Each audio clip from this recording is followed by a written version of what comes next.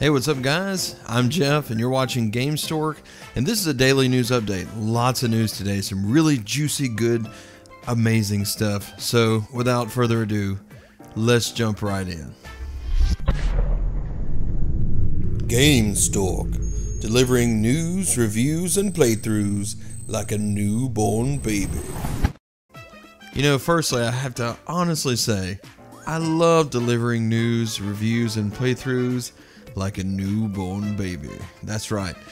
For all you grammar police and everyone else out there who have always said that that's not good English and it's not the proper way to say that because it sounds as if something else is happening. Well, you know what? Who cares? I like it. We all know that it's because, you know, I deliver things like a stork delivers a baby. You know, that's cool. Anyway, let's jump in the news. You know, I'm so excited about this first one, December the 14th, which is 2 days before my birthday. It's pretty awesome. Ukulele is coming to the Nintendo Switch. Finally. This is a game I've played extensively. All the updates have been applied to this version. They're very excited about it. So it looks like it's going to launch on the Nintendo Switch and be an extremely clean version of this game.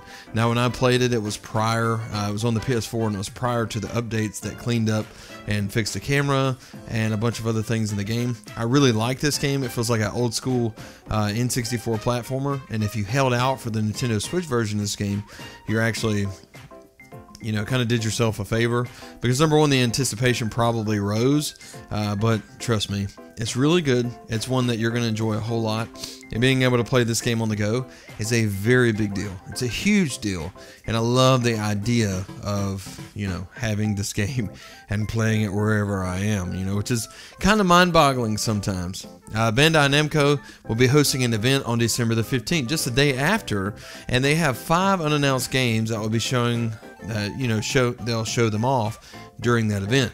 Now here's the thing, Nintendo's going to have a very big presence here at this event. What does that mean? That means that these are Nintendo games. These are Nintendo Switch games that are coming. It looks like Bandai Namco will have a huge presence of unannounced third-party games, which will soon be announced, and I'm telling you, these are just going to get me stoked, really excited, and I can't wait to see what they're cooking up. It's going to be really neat to see, so be sure to tune in to that event on December the 15th.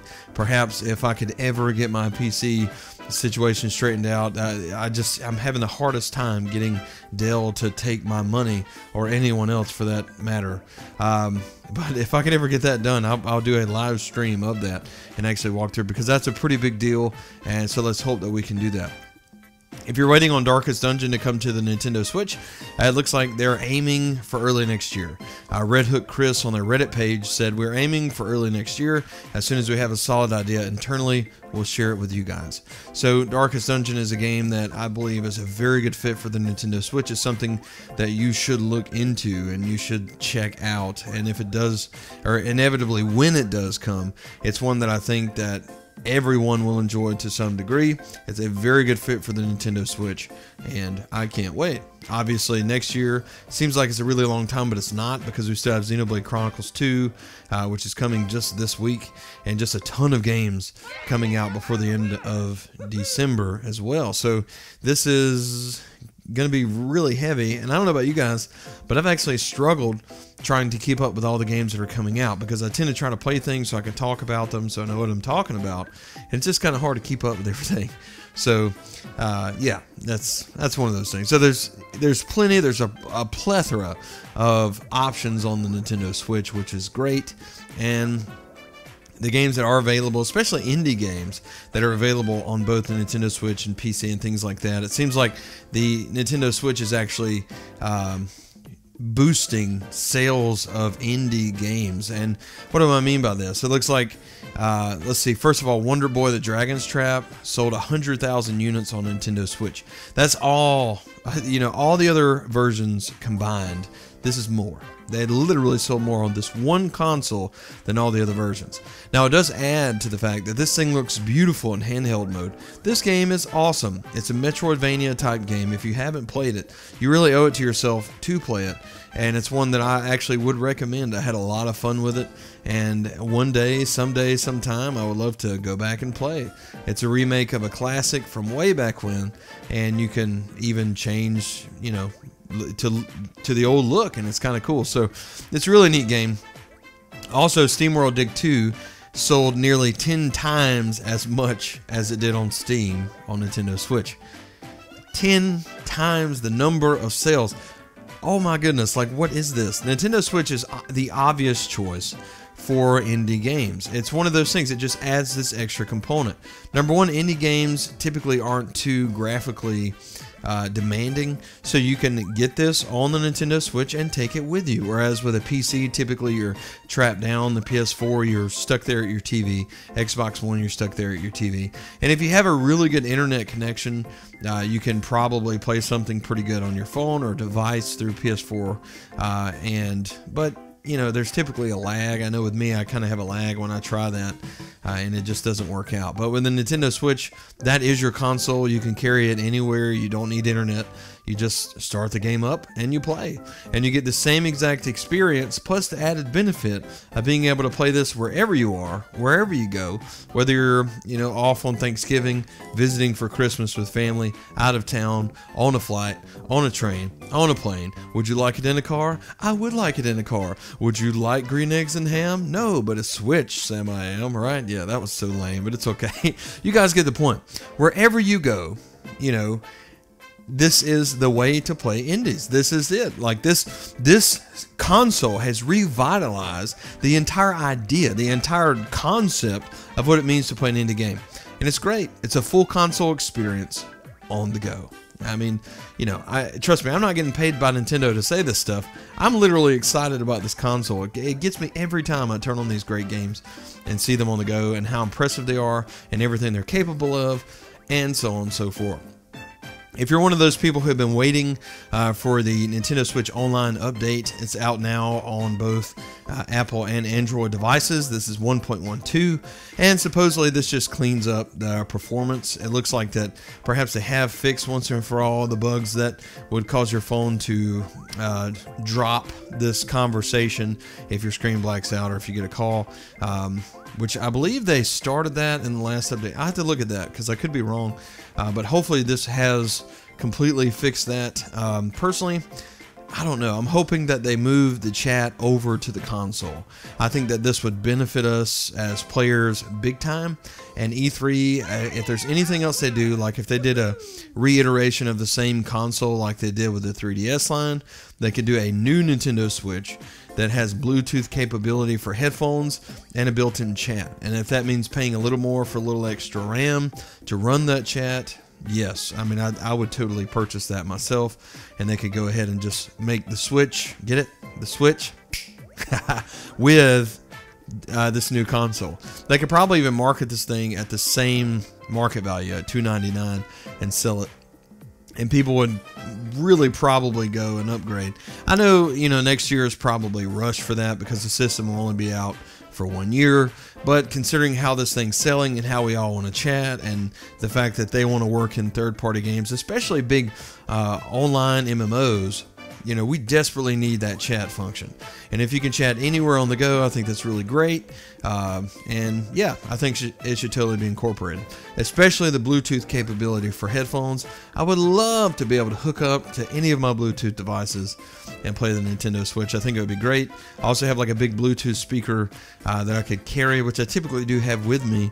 So if you're playing a party game or something like that, like 1-2 Switch or something that requires you to be able to hear some of the things, you can play it through a Bluetooth speaker. Bada boom, right? So anyway, enough ranting about that. I'm very excited about the future. Nintendo will eventually probably have some reiteration of this console, which guarantees more power and more functionality.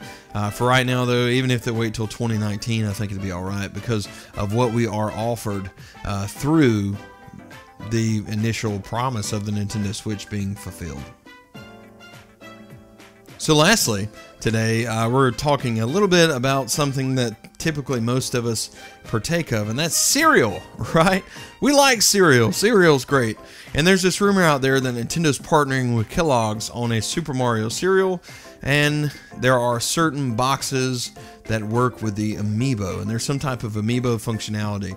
I don't know about you guys, but first of all, the cereal looks really cool. It looks neat. It looks like something that just as a gimmick, it would make people want to eat this cereal. Of course, Kellogg's wants to buy into something that's really popular and market it, because it could be the same exact thing as Lucky Charms or something like that, but if it's shaped like Mario, you're going to sell a whole lot more of them. So it's one of those things I think is really cool. I'm interested to see what the amiibo functionality is, which I guess that's just going to have to wait until perhaps I can get my hands on a box or see someone that has. But hey, I know if these things get stocked on the shelves, which it, by rumor it says that they're coming like now. I'm going to look for one that has an amiibo functionality, and maybe I can do a video on it if I can find it. Kellogg's official message, though, it says, "We seriously," and notice the word seriously, "appreciate your continued interest in seeing a Nintendo cereal. Chris, we hope you'll keep an eye out for the new Super Mario cereal that's hitting store shelves now. The star-shaped cereal features Super Mario-inspired marshmallows, and a limited number of packages will have an amiibo power-up sticker that can be used on the Super Mario Odyssey game with the Nintendo Switch gaming console. The product's name is simply Super Mario Cereal, and as it's just coming to stores now, it may take some time to arrive in your area. It can be helped to check in with managers at your local stores for availability, information, or see if they can order it for you." So if you're one of those people who want to order this, what this amiibo does inside of Super Mario Odyssey, I don't know. It's going to be kind of cool to see. We'll just have to wait. Anyway, so that's going to do it for the news today. Sound off in the comments below, guys. Let me know how you feel about any of this news. It's great news that the Nintendo Switch is doing so well. It's doing wonderful. It's doing great. Great, great, great. Yes, and that's good news for everyone, because we want all the gaming consoles to succeed so that we have lots of different gameplay experiences, which right now, Nintendo is dominating, right? Boom! So anyway, that's going to do it. Thanks so much. You guys are awesome. Be sure to subscribe below if you haven't already. It's very important that you sub down here. It's going to, or wherever it is here, and that's going to help this channel to grow. It's going to help this channel to get up the YouTube algorithm. Be sure to like this post, comment on this post, even if you're calling me some fat guy that looks like someone out of Dumb and Dumber or Vince Vaughn or whatever you're doing. Comment on the post because it helps. And, we want to grow this channel together so that we can experience more things together and grow a community here of my fellow storks, right? My fellow Gamians, Gamestorks. I don't know. I can't think of anything off the top of my head. Perhaps you can comment with a good idea for the name of the fans of the Gamestork. That's kind of cool. Perhaps we could do that. Anyway, subscribe. Yes. Did you do it? Did you hit it? Oh, come on, it takes 2 seconds. Yeah, just do it. Just, come on, they're good videos. Okay. All right. Okay. We'll see you next time. Gamestork, delivering news, reviews, and playthroughs like a newborn baby.